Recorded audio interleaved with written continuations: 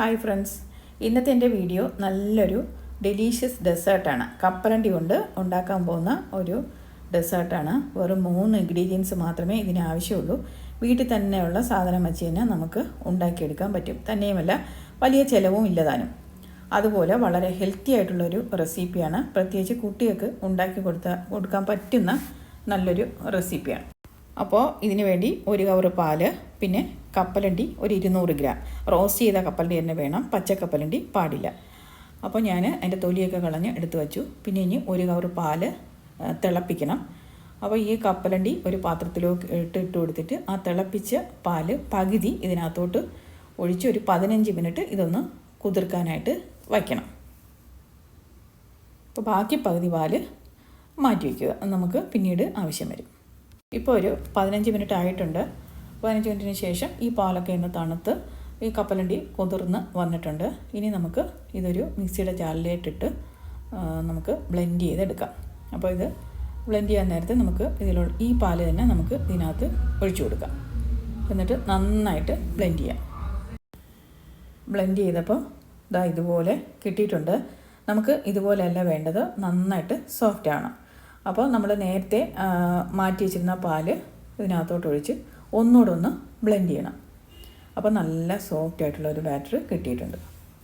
ഇനി ഒരു പാൻ സ്റ്റൗവിലോട്ട് വെച്ചിട്ട് പാൻ ചൂടായ ശേഷം ഈ ബാറ്റർ ആ പാനിലേക്ക് ഒഴിച്ചു കൊടുക്കുക. ഇത് നന്നായിട്ട് ഇളക്കി കൊടുക്കണം, കൈയെടുക്കാതെ ഇളക്കി കൊടുക്കണം. അടിക്ക് പിടിക്കാൻ സാധ്യതയുണ്ട്. നമ്മൾ എണ്ണയൊന്നും ഉപയോഗിക്കുന്നില്ല. ഇനി കുറച്ച് നേരം ഇളക്കി കഴിയുമ്പോഴത്തേക്കും ഒന്ന് കുറുകി വരും. കുറുകി വന്നിട്ടുണ്ട്. ഇനി നമുക്ക് പഞ്ചസാര ഇട്ട് കൊടുക്കാം. ഞാനൊരു 50 ഗ്രാം പഞ്ചസാര ഉപയോഗിച്ചു. പഞ്ചസാരയൊക്കെ അവരവരുടെ ടേസ്റ്റ് അനുസരിച്ച് ഇട്ട് കൊടുക്കുക. ഇനി ഒരു 1/4 ടീസ്പൂൺ ഏലക്ക പൗഡർ ഇട്ട് കൊടുക്കാം. ഏലക്ക ഫ്ലേവർ ഇഷ്ടമില്ലാത്തവർ അത് ഒഴിവാക്കാം. ഇനി ഈ പഞ്ചസാരയും ഏലക്കയും ഇതിൽ പിടിക്കത്തക്ക വിധം നന്നായിട്ട് ഇളക്കിക്കൊണ്ടിരിക്കുക. അടി പിടിക്കാൻ ചാൻസ് കൂടുതലാണ്. അപ്പോൾ നമ്മൾ ഫ്ലെയിം കൂട്ടി വയ്ക്കരുത്, മീഡിയം അല്ലെങ്കിൽ ലോയോ വച്ച് കൊടുക്കുക. അത് നന്നായിട്ട് കുറുകി വന്നിട്ടുണ്ട്. ഇനി ഒരു എണ്ണ തടവിയ ട്രേയിലേക്ക് നമുക്കിത് ഒഴിച്ചു കൊടുക്കാം. അപ്പോൾ നമ്മുടെ പീനട്ട് ഡെസേർട്ട് റെഡി ആയിട്ടുണ്ട്. നമുക്കിപ്പോൾ തന്നെ ഇതെടുത്ത് ഉപയോഗിക്കാവുന്നതാണ്. ഞാനിവിടെ ഡെക്കറേഷന് വേണ്ടി കുറച്ച് കപ്പലണ്ടി പൊടി ഇട്ട് കൊടുക്കുകയാണ്. പിന്നെ നിങ്ങൾക്ക് തണുത്തതാണ് ഇഷ്ടമെങ്കിൽ 1-2 മണിക്കൂർ ഫ്രിഡ്ജിൽ സൂക്ഷിച്ചിട്ട് ഇത് ഉപയോഗിക്കാം.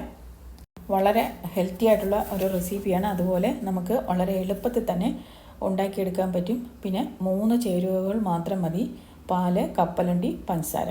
അപ്പോൾ എല്ലാവരും ഒന്ന് ട്രൈ ചെയ്ത് നോക്കുക. കുട്ടികൾക്കും വലിയവർക്കും എല്ലാവർക്കും ഇഷ്ടപ്പെടും. അപ്പോൾ എന്തായാലും ഉണ്ടാക്കി നോക്കണം. ബൈ.